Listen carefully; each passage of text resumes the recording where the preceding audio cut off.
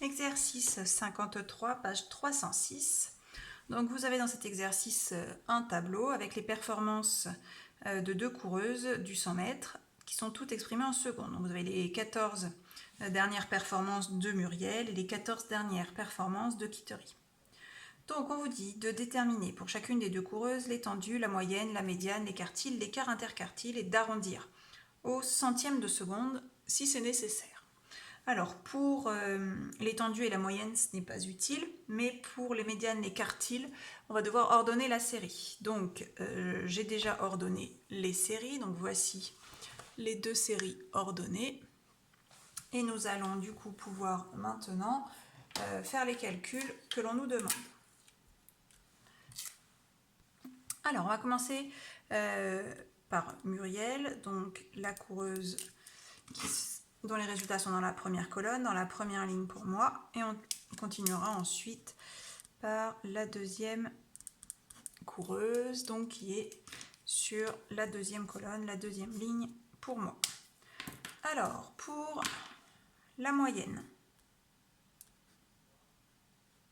Donc pour calculer les moyennes, il suffit d'additionner toutes les valeurs et de diviser par le nombre de valeurs, c'est-à-dire 14. Donc je fais pour Muriel, donc 11,82 plus 11,82 plus 11,84 plus 11,87 plus 11,87 plus 11,88. Alors il y en a beaucoup, 1, 2, 3, 4, 5, donc je vais faire directement x 5, plus 11,89 x 3,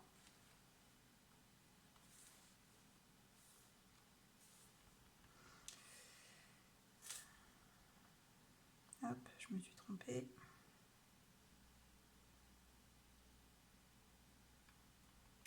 Donc j'en suis à 11,89 x 3 et enfin 11,9.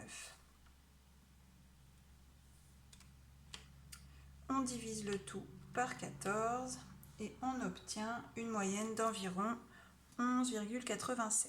Alors je n'ai pas écrit les calculs, je les ai fait en même temps, mais normalement il faut écrire les calculs, même si on met des pointillés. Je vous rappelle que la moyenne est exprimée comme les valeurs ici, donc en secondes. On fait la même chose pour l'autre sportive. Je ne retape pas le calcul, je vous donne directement le résultat. On trouve 11,88 secondes.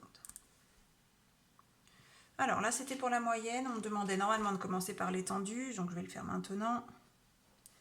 Alors l'étendue, c'est la plus grande des valeurs moins la plus petite. Donc maintenant qu'elles sont dans l'ordre croissant, c'est plus facile. Donc 11,9 moins 11,82. On obtient 0,08 secondes.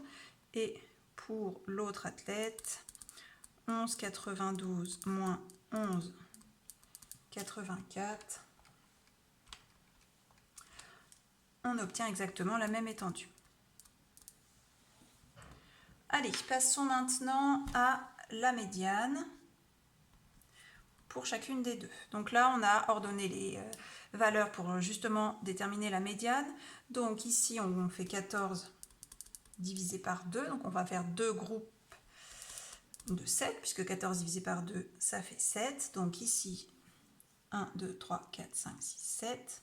Voilà mon premier groupe de 7 et mon deuxième groupe de 7. On voit bien que j'ai 7 valeurs dans le premier, 7 valeurs dans le deuxième. Donc la médiane va se trouver entre ces deux-là, puisqu'on a une série qui contient un nombre pair de valeurs. Donc du coup, on sait qu'on prend un nombre entre les deux. Ici, on n'a pas le choix, vu que ce sont les deux mêmes. La médiane, elle est de 11,88 secondes. On procède de la même manière pour la deuxième athlète. Donc, on a autant de valeurs. On a exactement donc la même méthode. Donc, on obtient ici une médiane de 11,87 secondes. Ensuite, pour le premier quartile, il faut qu'on calcule, comme dans la leçon, un quart de l'effectif, c'est-à-dire un quart de 14. Ça fait 3,5. Donc, on prend la quatrième valeur. La quatrième valeur, ici, c'est 11,87.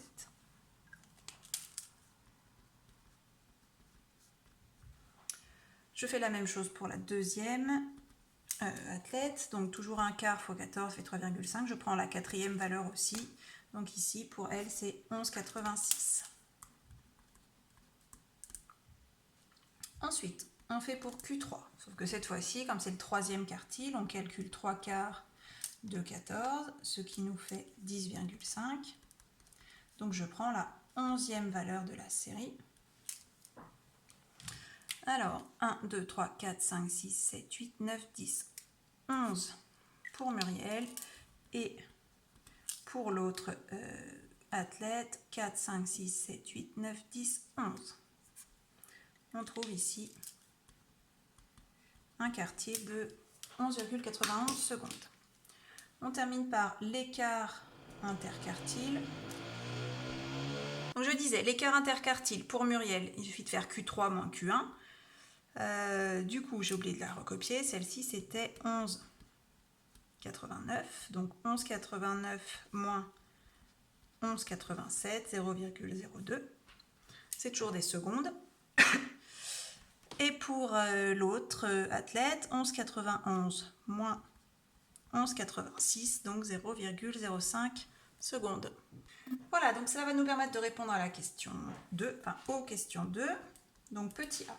L'entraîneur doit décider laquelle des deux coureuses y participera au prochain championnat en utilisant donc les résultats du 1. Donc, premier cas, il privilégie la régularité. Donc, s'il privilégie la régularité, il va choisir Muriel. Simplement parce que c'est dans le cas de Muriel qu'on a le plus petit écart interquartile. Ce qui veut dire que on a 50% de ces temps qui sont compris entre 11,87 et 11,89, qui sont deux valeurs très proches. Donc c'est Muriel qu'on choisit pour la régularité.